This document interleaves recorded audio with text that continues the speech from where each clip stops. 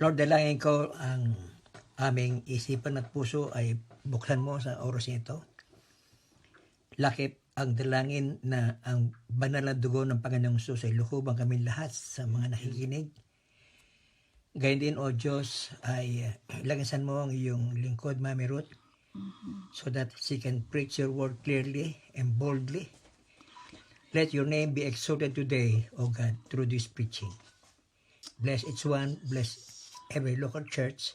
To God be the glory. In Jesus' name. Amen. Okay, ang ating pong tatalakayin sa araw na ito ay ating pagmumuni-munihin lamang ang isang verse na lagi nang tinatalakay, pero ngayon ay napapanahon. Sa palagay ko ay napapanahon, kaya ating tatalakayin ito. At ito po ay makikita natin sa 2 Chronicles 7 verse 14. Alam na natin ito. Ito ay memory verse maski ng mga bata. Ang sabi sa verse na ito, samahan ninyo ako. If my people who are called by my name will humble themselves and pray and seek my face and turn from their wicked ways, then I will hear from heaven, ang sabi ng Panginoon, and I will forgive their sin and will heal their land. Panginoon, maraming salamat sa iyong salita na aming pagmumuni-munihin sa gabing ito. We just want to praise you, Lord. We glorify you, for indeed you are good. You are great. You alone is God. You alone is in heaven, and you alone can answer our prayers. Pinasasalamatan ka namin, O Diyos, sa lahat ng iyong ginawa sa aming buhay. Sa mga bagay na akala namin o nakikita namin ay disaster, ngunit sa katotohanan, O Diyos, ay meron kang itinuturo sa amin. Mga pangyayari, Panginoon, sa aming buhay na hindi namin mapigil, ngunit, O Diyos, gawa mo. Maraming salamat, Panginoon. Sa oras na ito, O Diyos, ay aming pagmumuni-munihin ang iyong salita. Tulungan mo kami. Gawin mong malinaw, Panginoon, sa pangalan ni Jesus. Ulitin po natin. Ang sabi dito sa ating verse, sa verse natin, if my people who are called by my name will humble themselves and pray and seek my face and turn from their wicked ways, then I will hear from heaven and I will forgive their sin and will heal their land. Ayun ang ating pong unang katanungan. Sino ba itong sinasabi niya na if my people? Ito ba ay dahil ito ay nasa lumang tipan, ang maraming sasabihin natin ay hindi sa atin yan, sa mga Israelita yan. Ngunit ang titandaan, ang sinabi niya dito, who are called by my name.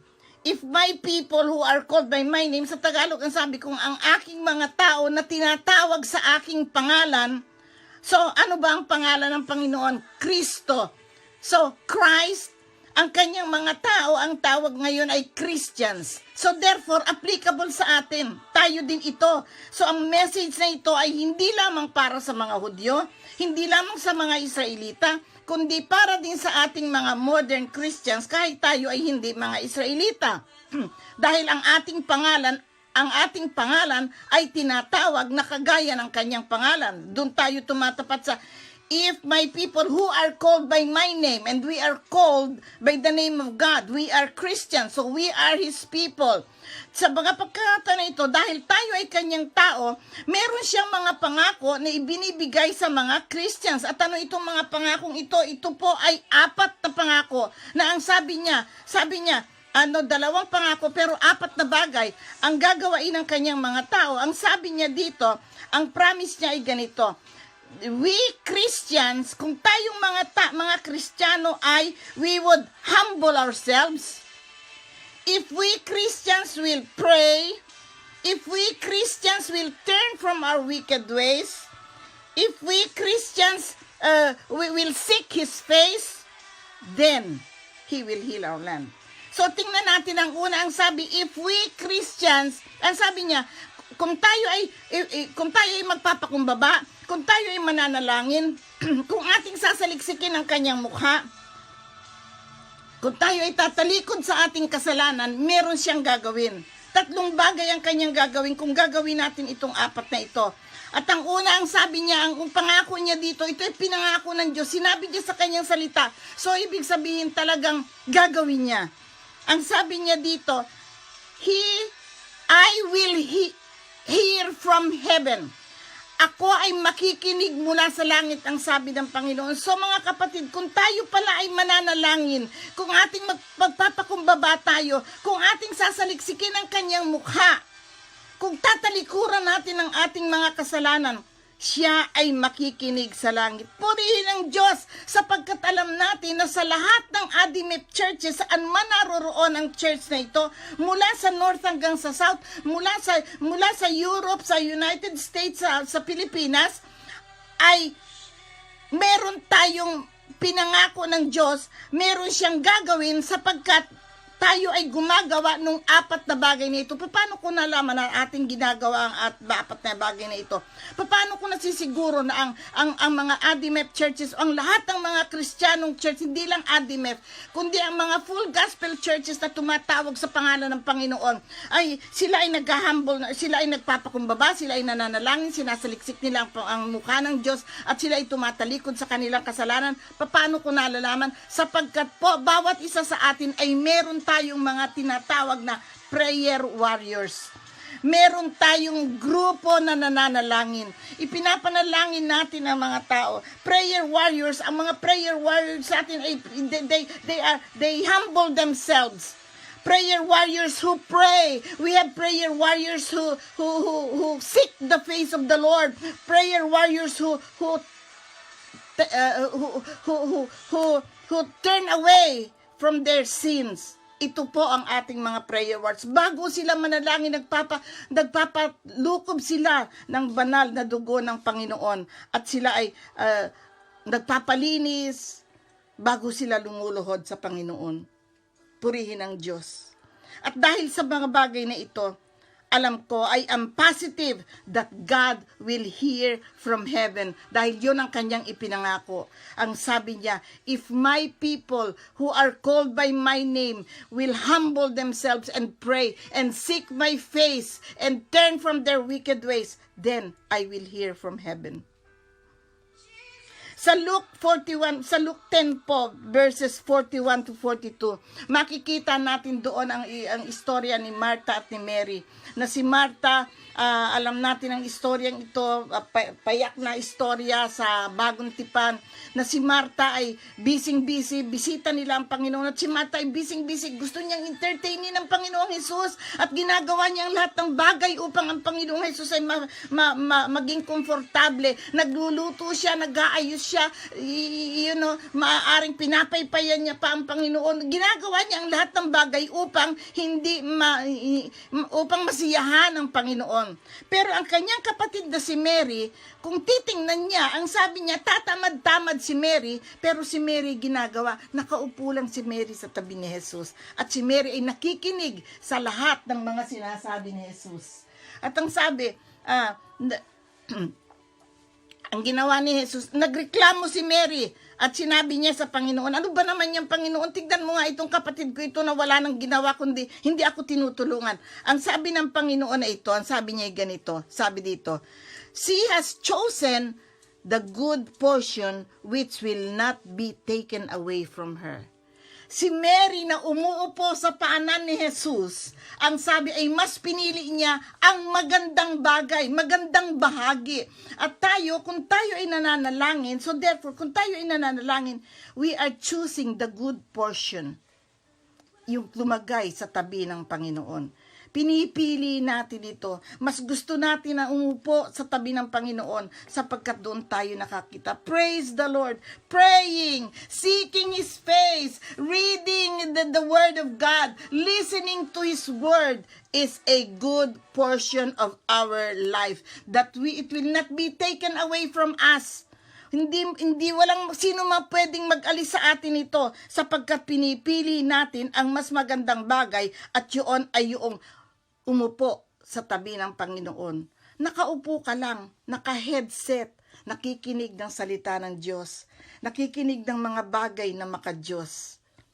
nananalangin, ginagawa ang mga bagay na para sa Panginoon. It is a good portion. Ang sabi sa Matthew 7:7, ask and it will be given to you. Seek and you will find. Knock and it will be open to you.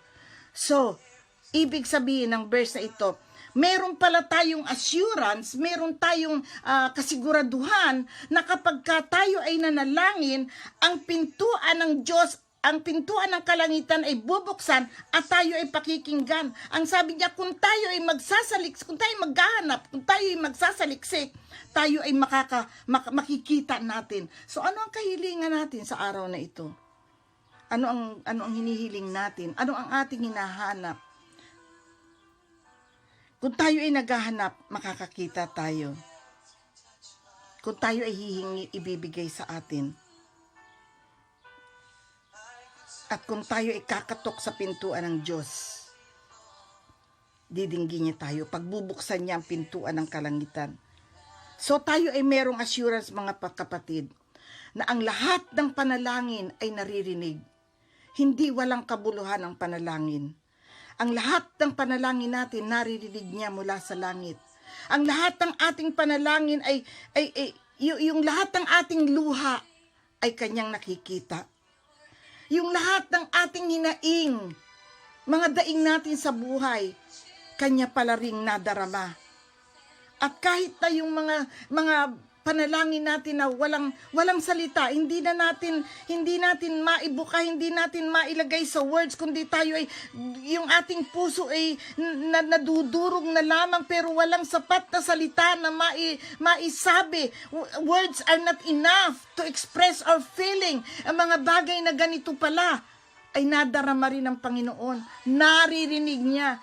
Yung daing ng puso na walang sapat na salitang maibigay, naririnig din pala ng Panginoon. Ang sabi sa Numbers 23 verse 19, God is not a man that he should lie, or a son of man that he might change his mind. At ito ang maganda. Tinanong ng verse na ito, does he speak and not act? Ang Diyos ba ay nagsalita sa Bible? May sinabi ba sa Bible na hindi niya ginawa? Meron ba siyang sinabi na hindi niya ginawa? Wala. Lahat ng kanyang sinabi ay kanyang ginawa. Siya ba ay nangako? Did he promise and not fulfill it? Hindi rin. Lahat ng kanyang ipinangako, tinupad niya. Sinabi niya, praise His holy name. Oh, salamat sa Panginoon sapagkat alam natin ang kanyang mga pangako ay kanyang ginagawa. Let us praise God on His sanctuary. Let us speak of His wonders. For He is good. He is good. He has overcome the world. Dapat tayo ay laging umawit para sa Kanya. Laging purihin Siya. Laging magpuri. Laging tumawag sa Kanyang pangalan sapagkat Siya ay tunay na dakila.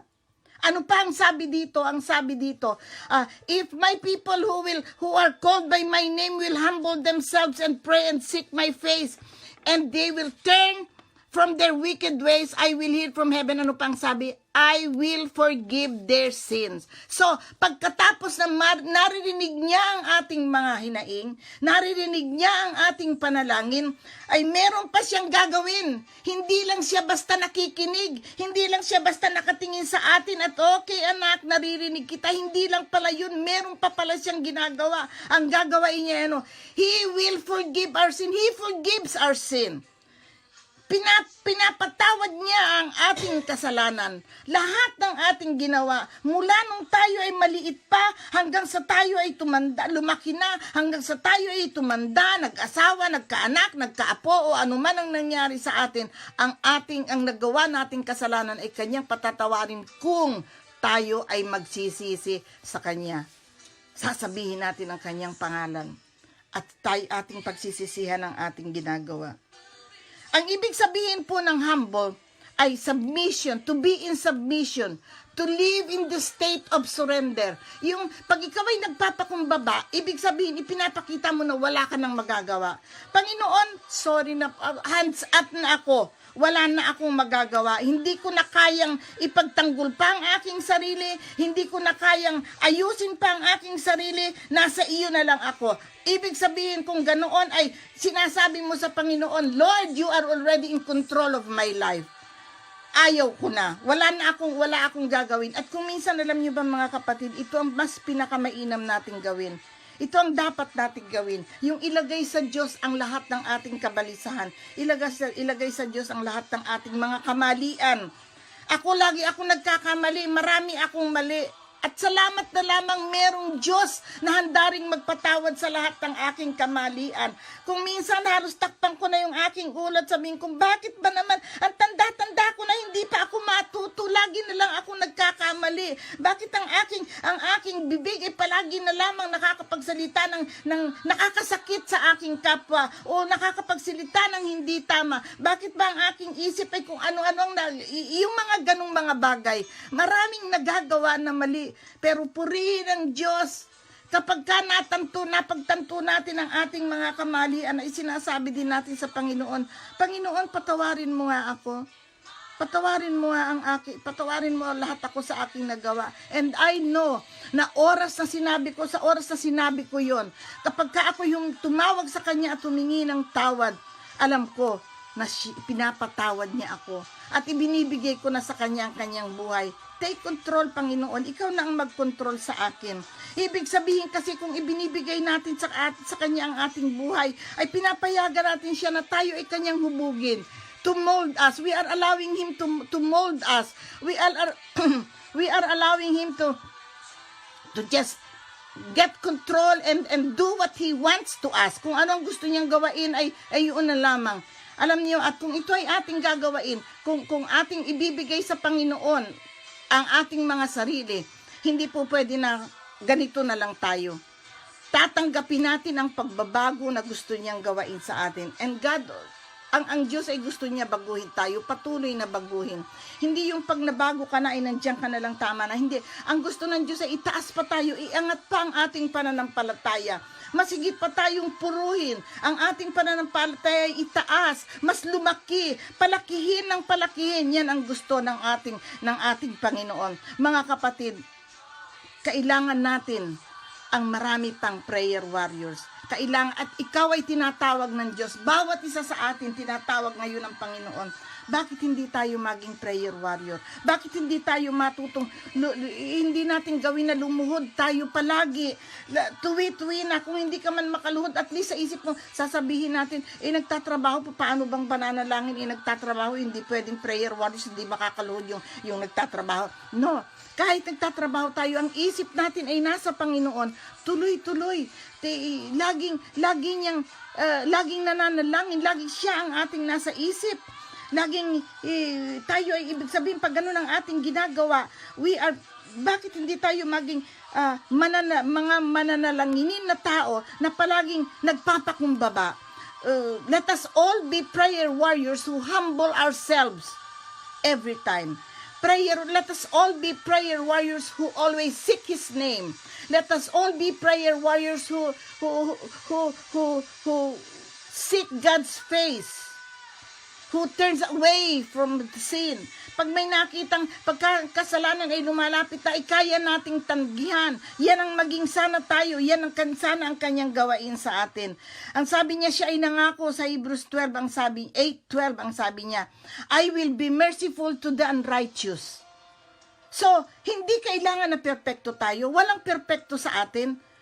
Maski na si Mang Perpekto, hindi pa rin perpekto. Pangalan lang niya yun, pero hindi siya talagang perpekto na tao.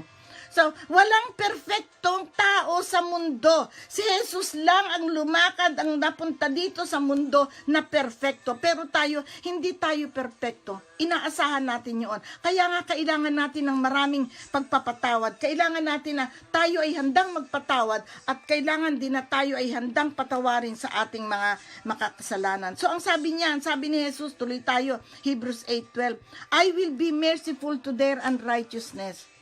At ito ang gusto ko, and their sins and their iniquities, ibig sabihin, siya ay mahabagin pa rin sa ating mga kakulangan, sa ating mga kasalanan, at sa ating mga nagagawa pang kasalanan. At ang maganda ay yung huli, dahil ang sabi niya sa huli, I will remember no more. their sins, their iniquities. Pag sinabi, pag pinatawad, pag ang Diyos ay binigyan tayo ng kahabagan at tayo ay pinatawad sa ating mga kalikuan, hindi niya natatandaan pa yung their sins and their iniquities, I will remember no more, ang sabi niya. Purihin ang Diyos. Purihin ang Diyos sapagkat sa napakarami pala nating kasalanan, sa napakarami pala nating pagkakamali, sa napakarami ko palang nagawang kamalian. Mula nung ako'y maliit pa hanggang ngayon ay tumanda na, ako pala ay kanyang pinatawad na. At bagamat ako ay hindi nakakalimot, ang Diyos kinalimutan niya yon. So kung tinitingnan niya pala ako, hindi, kahapon ay pinag-uusapan namin ito ng prayer group na nasalihan ko. At natutuwa ako sa kanilang reaksyon sapagkat sabi nila, tama, ang Diyos, ang tao, nga naman, kapag nagkamali, nagkasala sa iyo, ako sabi ko yon, hindi ko nakakalimutan. Pero sila, ang Panginoon, ay kinakalimutan. So ano ang dapat kong gawin? Ano ang dapat kong gawin ako bilang sarili? Dapat kalimutan ko rin. Dapat kalimutan ko rin. Paano ko makakalimutan kung lagi kong binabalik-balikan? Paano ko makakalimutan kung palagi kong sinasabi, kung palagi kong iniisip, kung palagi kong dinudot-dot na yung kasalanan na yun? Hindi ko nga makakalimutan. Pero kung hindi ko nababanggitin, sa pagdaraan ng panahon yun, ang time heals, ang oras, ang araw, ang taon ay ginawa ng Diyos na panggamot sa ating mga alaala na masasakit para makalimutan natin. So, ang lahat ng bagay na ginawa ng Diyos ay hindi walang kabuluhan. Lahat ng bagay na ginawa niya dito ay merong dahilan. So, ang sabi niya, ang ating kasalanan, hindi niya na aalalahanin. Ito ay kanyang kakalimutan. Na alam niyo, narinig ko, nabasa ko sa isang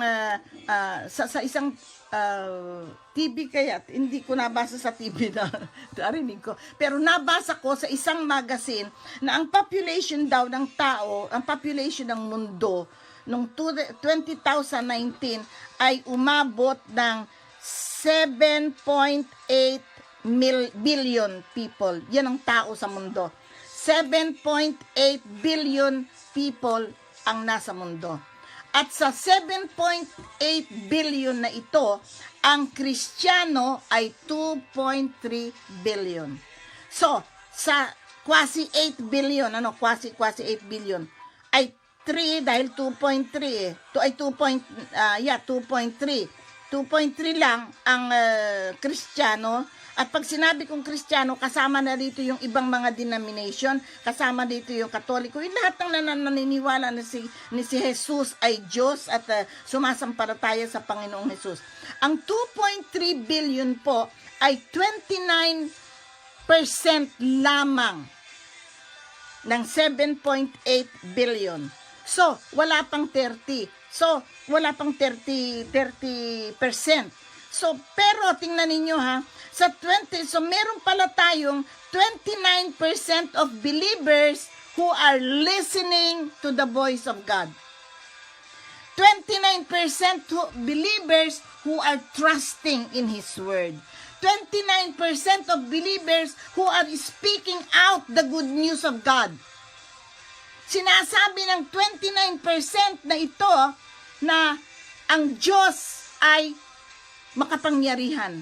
At kahit na 29% lamang ang Kristiyano, 29% lamang ang nananampalataya sa Panginoong Hesus, ang 29% na ito ay kagaya ng maraming bomba, kagaya din ng 29% na bomba na ang power niya ay kayang puksain gaano mang karami ang army ng namumuksang sakit, ng mga kalamidad, ng umaaya ng karahasan, kung anuman ang masama sa mundo, kayang ipabagsak ng bomba ng 29% na ito. Kasama tayo doon. At ito ang ating gawaing pakay. Dagdagan ang 29%. Dagdagan ang 30%. So ano gagawin natin para madagdagan? Mag-ibanghelyo tayo. Panahon na para ating sabihan ng ating mga kamag-anak, ang ating mga kaibigan, malapit nang dumating ang Panginoon. Ang lahat ng senyas dito sa mundo ay nagsasabi na si Jesus ay malapit nang bumalik at kukunin niya at isasama niya papunta sa langit ang sa kanya ay nananampalataya. At yung mga tumatanggi sa kanyang pangalan, yung tumatanggi sa kanya at ayaw siyang tanggapin ay maiiwan dito at magdaranas ng kahirapan na walang katulad. So, walang sinabi ang COVID sa kahirapang darating. Walang sinabi yung mga disasters, yung mga lindol, yung mga bagyo. Walang sinabi yan sa kahirapan na dadating. Kaya kailangan, kung ayaw nating makasama doon, kung ayaw nating maghirap pa, tanggapin ang Panginoong Jesus. Siya lamang ang makapagliligtas sa atin. At hindi yung basta tinanggap ko lamang na sige na nga, tanggapin ko na dahil natatakot naman ako sa mangyayari. Ayaw ko masama dito. Sige na, tanggapin. Hindi pwede yun. Ang sabi ng Biblia, tanggapin sa puso, sa isip, sa buong pagkatao, with your heart, with your soul, and with your mind. Kailangan tanggapin ng Panginoong Jesus. Kailangan manampalataya sa Kanya. Useless na tanggapin mo siya kung sabihin mo tinatanggap mo kung hindi mo naman siya pinanampalatayanan. Useless yan. Hindi. Walang kabuluhan yun. Walang power, walang visa, walang kung ano. Pero tingnan natin mga kapatid, abante pa tayo.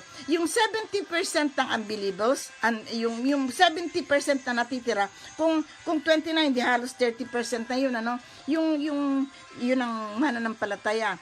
Sa 100, meron pang 70% din na natitira. So, ibig sabihin, yung 70% na yun, hindi sila nananampalataya. O sumasampalataya man sila ay sa mga false gods. Yung tinatawag nilang Diyos, pero mga Diyos-Diyosan lang pala.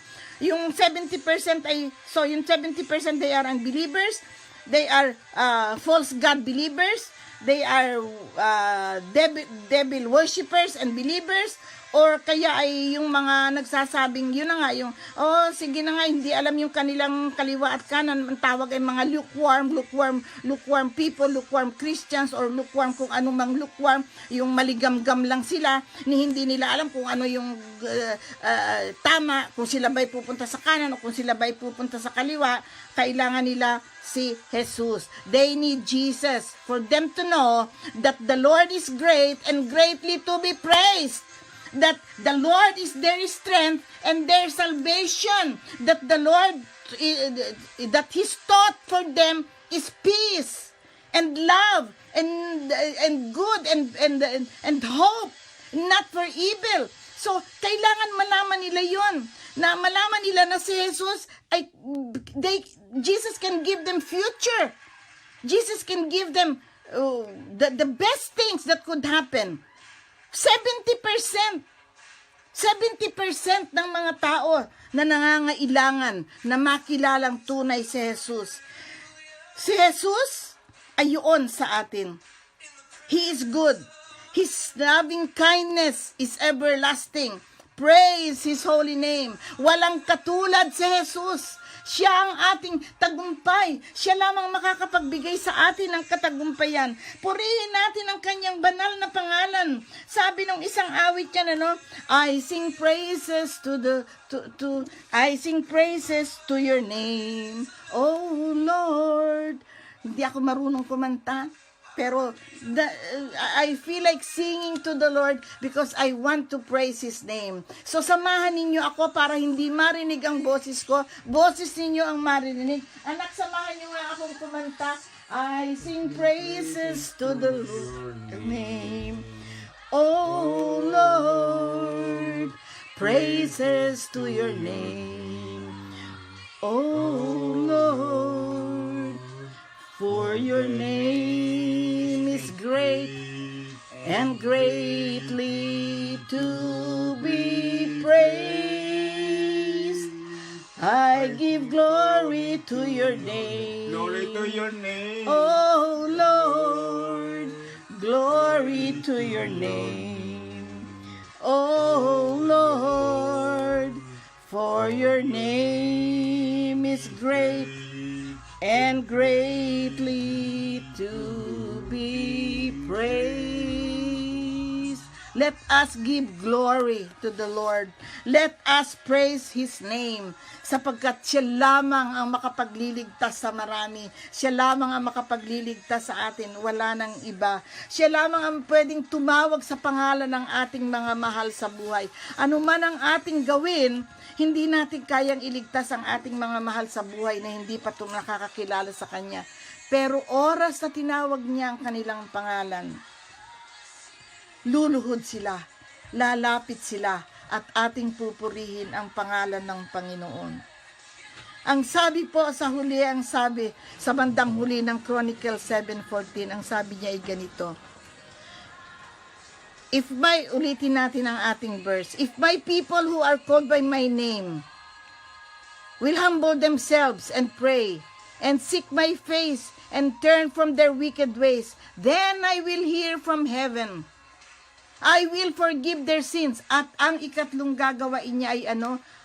I will heal their land. He will heal our land. So, hindi lamang niya papatawarin ang ating kasalanan, hindi lamang niya tayo pakikinggan sa kalangitan, hindi lang patatawarin ang ating kasalanan, kundi pagagalingin pa, hindi lamang tayo, kundi ang buong bansa. Ang bansa natin, ang sabi ko, nasaan ba tayo? Nasa Italy. So, ang bansa natin ay Italy. Pero tayo ay mga Pilipino, ang bansa natin ay Pilipinas. Pero tayo ay may gawain sa kung saan-saan pa. So, ang tinutukoy na bansa dito ay ang buong mundo. Lahat ng bansa. He will heal the land. He will heal the earth. He will heal the whole world. Kahit anong klase. Sabi sa ang Genova Study Bible, it explained na ang meaning daw ng earth, ng verse na ito, pag sinabi niyang, I will heal the land, is causing the pestilence to cease and destroy the beasts that hurt the fruit of the earth. Yun daw ang ibig sabihin. Pag sinabi daw, heal our land, ang sabi sa Geneva Study Bible, pag sinabing I will heal their land, hindi lamang tao, kundi pati na yung mga pestilence, yung lahat ng dumadating sa mundo ay pagagalingin ng Diyos, aalisin ng Diyos, at pati hindi lamang yun, pati sa mga crops, pati sa pananim. So, pati lupa, tao, lupa, hangin, buong mundo ay kanyang pagagalingin. Yan ang kanyang sinabi. Merong isang pastor, isang writer na nabasa ko, na ang sabi niya, ang kanyang pangalan ay David Rogers. Giving him the honor na siya, ang i-quote ko siya, ano po. At siya, may sinabi siya dito, na sabi niya, may ilang siyang inilista, marami siyang inilista, pero kinuha ko na lamang yung ilang inaakala ko na applicable sa atin. So sabi niya, meron siyang, ito daw ang mga bagay na kailangang pagalingin. Sabi dito, some wicked acts that must be eradicated, eliminated on the earth. Yung kailangang alisin sa mundo, etong mga ito ang kailangan. At ito ay, kaya ko sinasabi ito, kaya ko isinama ito, dahil sabi ko kanina, kailangan natin ng prayer warriors. Tayo ay mga prayer warriors. Isama natin ito sa panalangin sapagkat ito ang kailangang maalis sa mundo bago talaga tuluyang malinis ang mundo. Pag naalis ito sa mundo, praise God. Praise God. Tingnan natin kung ano ang ano. Sabi dito, ang unang aalisin ang unang nating ipanalangin ay yung kasalanan sa Sodom. Ano ba ang Sodoma? Sodoma at Gomora ay kanilang ito ay lugar ng mga alam natin ito, lugar ng mga homosexual. Dito may mga lalaki na kinakatok nila yung bahay ni Lot at sabi, ay ibigay mo sa amin yung mga bisita dahil magaganda silang mga lalaki, ay mga anghel po yun. Bakit lalaki sa lalaki? So, ito ang kailangan daw nating ipanalangin, yung same sex. Yung pareho kayo, parehong babae, parehong lalaki, hala sige, ipanalangin natin na mawala yan sa mundo. Yung isa nating ipanalangin yan. Sin of religion ang sabi dito. Worshipping the religion rather than serving God. Mas mahalaga yung pangalan. May mga tao na mas minamahalaga yung pangalan ng kanilang relihiyon kaysa sa kay Kristo. Pag sinabing, ano ka? Ano ako? Yung Assemblies of God. Ay, yan, hindi maganda yan. Ang amin ay ganyan-ganyan. Walang kinalaman yun. Ang mahalaga, ipanalangin natin na hindi pansinin ng mga tao kung anuman ang pangalan ng kanilang asosasyon, anuman ang pangalan ng kanilang relihiyon. Ang mas mahalaga ay yung pangalan ng Panginoon. Let us not serve the church. Useless na maglingkod kayo sa Panginoon, sa iglesia. Ang paglingkuran ninyo ay ang Panginoon. At magagawa ito sa pamamagitan ng paglilingkod sa iglesia. So ang iglesia ay, ang mga churches ay daan lamang. It is just a way to serve the Lord. Yun ang Sabi, ipanalangin din natin ang exclusion. Choosing who to care, and who are not in need. Pag exclusion, may nagpipili ng tao. Ipanalangin natin na walang sino man sa atin, walang sino mang fellowship group o church na magpipili kung sino lamang ang gustong pagsilbihan. Tayong mga Pilipino, alam nyo, pinupuri ko kayo. Sapagkat tayo ay Pilipino, hindi tayo masyadong Siyempre, meron din namang magagaling sa Italiano, magagaling magsalita. Pero kahit balubuluktot yung ating Italiano, ay nagsisikap tayo na ibanghelyuhan ang mga Italiano. Nagsisikap tayo na ipakilala sa ating mga employer na si Jesus ay Panginoon. Si Jesus lamang ang makakatulong sa kanila. Si Jesus lamang ang makakapagpagaling sa kanila. Kaya tayo ay nakakapaglingkod sa ating mga amo ng maayos at mahal na nila tayo sapagkat nakikita nila si Kristo sa ating buhay. At minamahal natin sila, ipinapanalangin natin sila. May mga araw, alam nyo, maraming tumatawag dito sa bahay at sasabihin ay, Mami, Bishop, Daddy Bishop, ipanalangin nyo naman po ang employer ko kasi may ganyan-ganito. Malaking bagay yun. At pagka nalaman nila na ipinapanalangin mo sila, nagpapasalamat sila sapagkat nadarama nila ang pagbabago sa kanilang buhay. Ano pa ang ika-4 sabi dito? Okay, so ang ipapanalangin natin ay mabuti pa isulat niyo kasi una ay yung sin of Sodom, yung homosexuality. Sin of religion, yung worshiping the religion instead of God, Number 3 ay exclusion, sin of exclusion, pamimili kung sino ang iibanghelyo, sino ang tutulungan, sino ang lalapitan at sino ang hindi. Ang ika-4 ay ito, nandito tayo sa ika-4. The sin of economic injustice and inequality. Sin of economic injustice and inequality. Ibig sabihin, pagdating sa pera, kumkim na. Ito ay kasalanan. Economic injustice. Naniniwala ako na kung binigyan tayo ng Diyos ng pera na labis-labis para sa atin, hindi ito para itago sa loob ng baol, hindi ito para kimkimin, hindi ito para sa bilangin gabi-gabi at sabihin, wow, ang dami ko ng pera. Hindi. Kaya ka binigyan ng perang sobra ay para itulong sa iba. Sabi dito ay exploitation of the poor and those who are in need. Yung nakikita mong naghihirap na nga, ito ang kaya ayaw ng Diyos yung nagpapautang ng patubuan. Kasi kaya nga ng utang niya nangangailangan pagkatapos tutubuan mo pa, wala nang ibayad. So, dahirapan na nga magbayad ng puhunan, mas nahihirapan pang magbayad ng tubo. Kaya ayaw ng Diyos yun. Ang gusto ng Diyos ay tumulong tayo. Kung nagpahiram ka, pahiramin mo na lang ng walang tubo. Tapos, ibabalik din niya yung perang kanyang hiniram. Tayo namang mga nanghiram, kung tayo ay nanghiram, maski kawali lang yun o kung anumang bagay yun, isoli naman natin. Naalala ko tuloy na kay Margie Palacio ako'y may hiniram pang isang tason. Kailangan isoli ko. Lagi ko nakakalimutan kasi naman umuwi siya sa Pilipinas. Hindi ko na, ngayon narito na siya. Pagkatapos ng lockdown, pwede na kami pumunta doon at isoli yung hiniram ko. Praise God. So, tayo po, yung mga hiniram mo, isoli mo naman. Kung ikaw ay naghirap noon at nangailangan ka ng pera, panandalian lang yun. mag-i-improve din ang iyong buhay. At pag nag-improve ang buhay at meron ka ng konti, unahin mo namang bayaran yung utang mo kaysa sa bumili ng sapatos, ano? Kung ano yung iyong pinagkailangan ay iyo munang gawain. Ang ikalima ang sabi na kasalanan na ipapanalangin natin, the sin of violence, yung karahasan, para lang makuha mo ang gusto mo ay naggagamit ka ng dahas.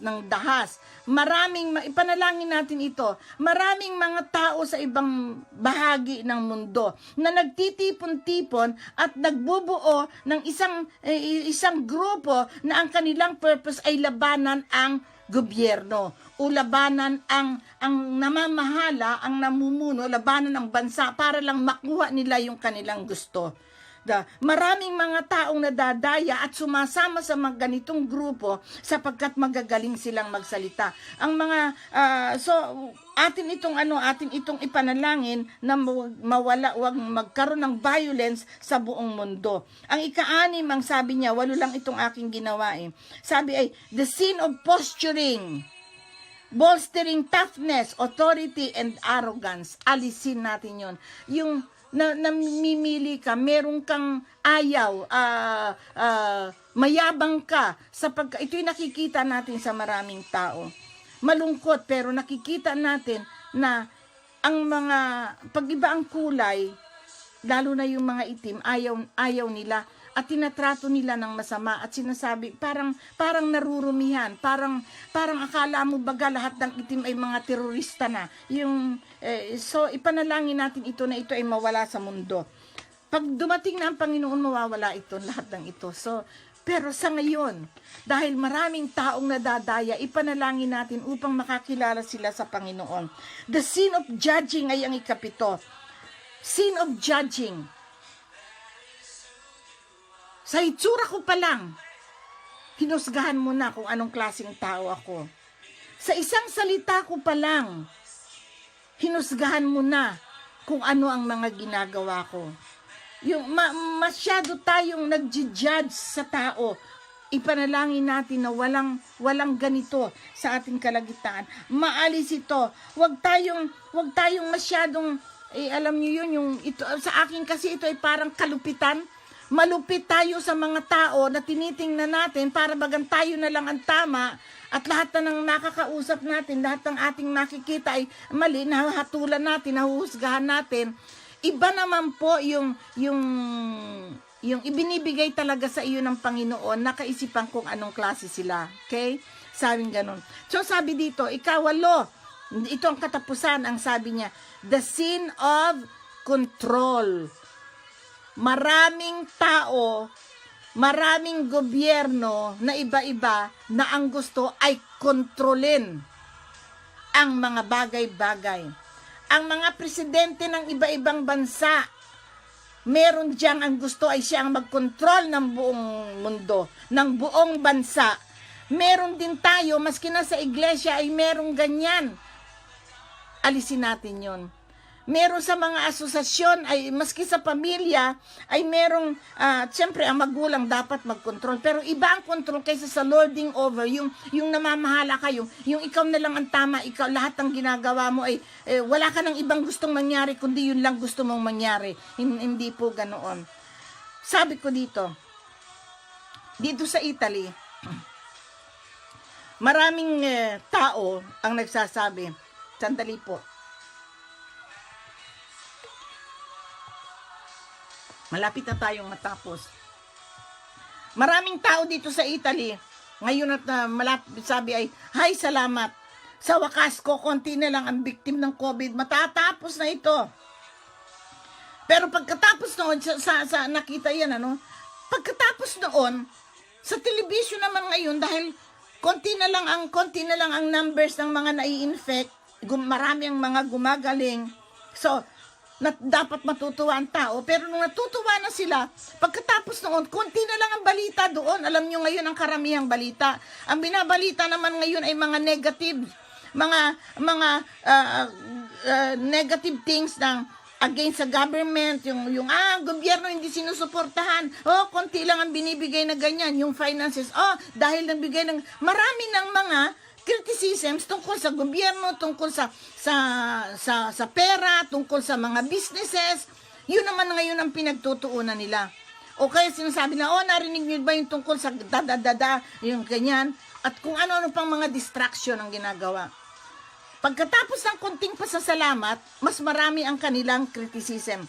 But we Christians are not like that. Tayong mga Kristiyano, hindi tayo ganun. Purihin ang Diyos. Ang sinasabi natin ay, praise God. God heals the land. He is healing the land. Sa ngayon, at tayo ay nananalangin na, Lord, yes, patuloy mong pagalingin ng buong mundo. At sa halip na mag-criticize tayo sa gobyerno, ang sinasabi natin ay, Lord, we pray for the workers. We pray for sa mga nurses, sa mga frontliners. We pray for the government na hindi maghirap at patuloy na makatulong sa mga tao. We pray for the businesses na sila ay hindi mabankrupt, kundi umasenso pa rin sila upang hindi masyadong mabigatan ng gobyerno. We pray for all the countries na hindi na lumala pa sa kanilang COVID. Ito ang ating mga ipinapanalangin. Ito ang Christian life. Ito ang ating Christian way of prayer. The Bible is saying that God will hear our land if we are humble enough to walk worthy of having the title Christian. Kung ang ating paglakad ay inilalakad natin yung ating pagiging Kristiyano, God will really heal our land. Kung tayo ay mananatiling humble, gentle, patient, mapagpakumbaba, mabait, mapagpatawad, mapagmahal sa ating kapwa. Naniniwala ako na ngayon ang oras upang tigilan natin ang ating pakikinig, ang pagsasalita, ang pag-iisip, ang pagbabasa ng mga negative things na nangyayari. Panahon na upang ang ating tingnan ay ang positive sign, ang plus sign, ang ating tingnan. Yun na ang ating i-confess. Para sa ganon ay, taas natin ang kamay natin. Lord, heal our land. Continue. Complete the healing of the land, O Lord God. Heal the nations. Heal the earth, O Lord God. Tayo ay manalangin. Maraming salamat, Panginoon. Maraming salamat. Patuloy mong pinagagaling ang aming bansa, ang aming mundo. At dalangin namin, Panginoon, na lumagay ka sa aming tabi. Hindi masayang, O Panginoon, ang aming pagpapagal, kundi iyo kaming titingnan, didinggin. At hindi kami titigil, O Diyos, kundi pa sa pagkos ay magkakaroon kami ng maraming prayer warriors na mananalangin sa iyo. Maraming mga Kristiyano, Panginoon, lahat ng Kristiyano, O Diyos, ay gawin mong mapagkumbaba. Lahat ng Kristiyano ay gawain mong mapananalanginin. Lahat, Panginoon, ng Kristiyano ay gawain mong tumatawag sa iyong pangalan. Lahat ng Kristiyano, O Diyos, ay gawin mo na tumatalikod sa kanilang kasalanan at hindi na babalik-balikan pa. Upang sa ganun, O Panginoon, ay dinggin mo kami. Marinig mo ang aming mga panalangin, patawarin kami at gamutin ang aming bansa, ang aming mundo. Praise you, Jesus. Aming sinasama patuloy, Panginoon, ang panalangin para sa Pilipinas,